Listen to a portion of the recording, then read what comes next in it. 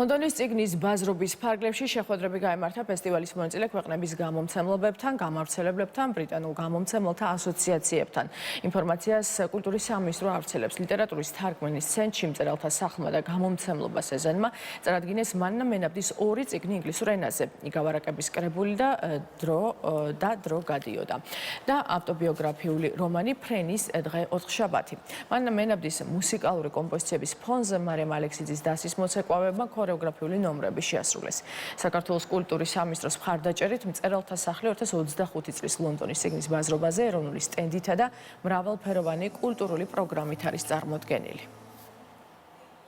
ძალიან გაგვახარა იმან, რომ ქონდა არაჩვეულებრივი გამოხმაურება აუდიტორიამ, რომელმაც გითხრა, რომ ეს ქართული პროგრამა, ეს ჩვენი ორი ღონისძიება, რაც ჩატარდა გუშინ და დღეს, იყო აბსოლუტურად განსაკუთრებული, იმიტომ რომ ჩვენ ვეცადეთ, რომ გაგვეცოცხლებინა წიგნი და სიტყვა და გადაგვეტანა ეს წიგნი და სიტყვა მოძრაობაში, მუსიკაში, სიმღერაში, ცეკვაში. ლონდონის წიგნების ბაზრობაზე ქართული სტენდი ძალიან მასშტაბურად იყო წელს წარმოდგენილი. პირველი და მეორე დღის განმავლობაში არაერთი ღონისძიება ჩატარდა.